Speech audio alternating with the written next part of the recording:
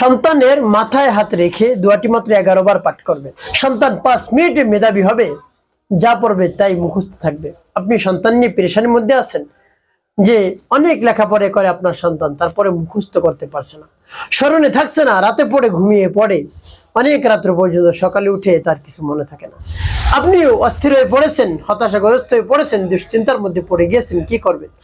অনেক অর্থ সম্পদ খরচ করেছেন, অনেক ভালো স্কুল বা কলেজে আপনার সন্তানকে লেখাপড়া করান, কিন্তু ভালো রেজাল্ট সে দিতে পারছে না। প্রিয় ভাই বোনের, এমন অবস্থায় আপনি দোয়াটি পাঠ করে সন্তানের মাথায় আপনি ফু দিন, দেখবেন আপনার সন্তানের মেধা শক্তি বৃদ্ধি পাবে, যা পড়বে তাই মুখস্থ হয়ে যাবে।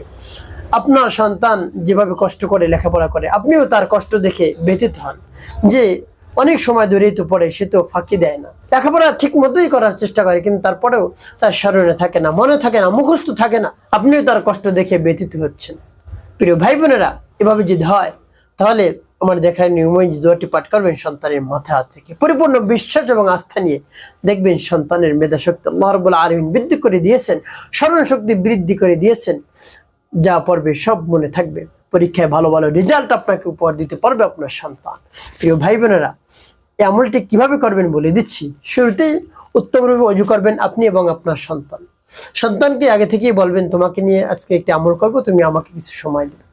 এভাবে সন্তানকে নিয়ে বসবেন উত্তম রূপে পবিত্রতা অর্জন করে, নির্জন একটি জায়গায় বসে সর্বপ্রথম আপনি এবং আপনার সন্তান আল্লাহ রাব্বুল আলামিনের কাছে গুনার জন্য ক্ষমা প্রার্থনা করবেন। হে আল্লাহ, আমার জীবনের সমুদায় গুনাহ খাতাগুলো মাফ করে দিয়ে আমার অন্তরকে পাক পবিত্র বানিয়ে দিন। তবে যখন বলা হয়ে যাবে, এরপর 3 বার দুরূদ শরীফ সাল্লাল্লাহু আলাইহি সাল্লাম সাল্লাল্লাহু আলাইহি সাল্লাম সাল্লাল্লাহু আলাইহি সাল্লাম ইস্তিগফার এবং দুরূদ শরীফ যখন পাঠ করা হয়ে যাবে, এরপরে আপনি কি করবেন?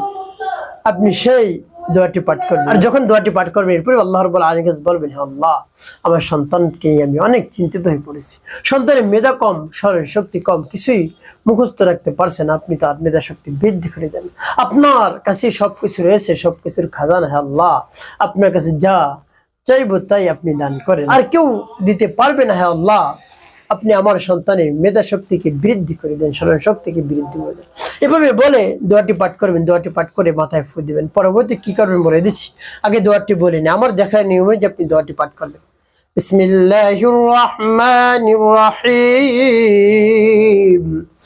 সুবহানাল্লাহি ওয়াল হামদুলিল্লাহি ওয়া লা ইলাহা ইল্লাল্লাহু আল্লাহু আকবার। সুবহানাল্লাহি ওয়াল হামদুলিল্লাহি ওয়া লা ইলাহা ইল্লাল্লাহু আল্লাহু আকবার। এবার যখন পাঠ করে একটু ফুদেন, তারপর আপনি আবার পাঠ করবেন। বিসমিল্লাহির রহমানির রহিম। সুবহানাল্লাহি ওয়াল হামদুলিল্লাহি ওয়া লা ইলাহা ইল্লাল্লাহু আল্লাহু আকবার।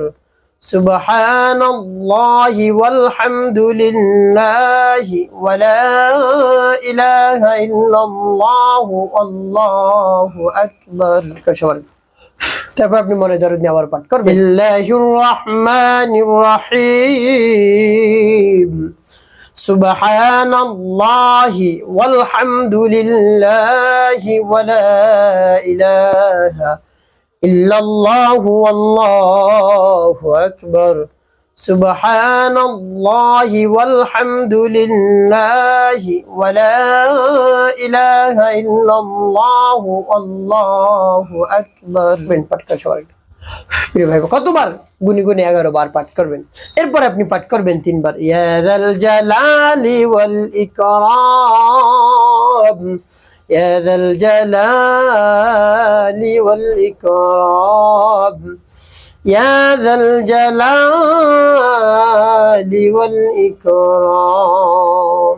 তবে যখন পাঠ করা হয়ে যাবে, এরপর আপনি একটু শুধু এরপরে শেষে 5 বার দুরূদ ইব্রাহিম পাঠ করবেন।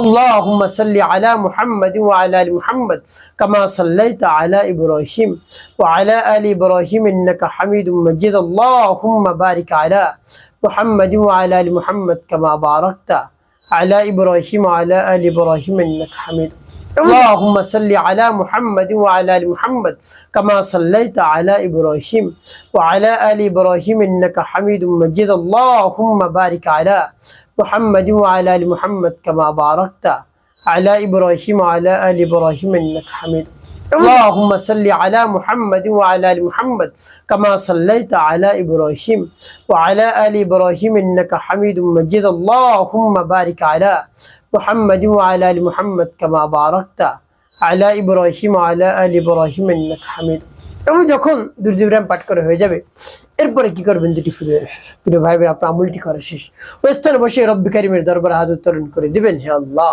আমার সন্তানটাকে আপনি মেধা শক্তি বৃদ্ধি করে দিন স্মরণ শক্তি বৃদ্ধি করে দিন সে যেন যা পড়বে তাই যেন মুখস্থ রাখতে পারে কিছু যেন ভুলে না যায় এভাবে আল্লাহ রাব্বুল আলামিনের কাছে বলবেন মন খুলে প্রাণ ভরে বিশ্বাস নিয়ে দেখবেন কাজ হয়ে যাবে একটি কাজ আপনাকে করতে হবে 5 ওয়াক্ত নামাজ আদায় করতে হবে মানুষের খিদমতে কল্যাণে কাজ করবেন অবশ্যই আপনার জীবন হবে সুখময় এবং শান্তিপূর্ণ ইনশাআল্লাহ।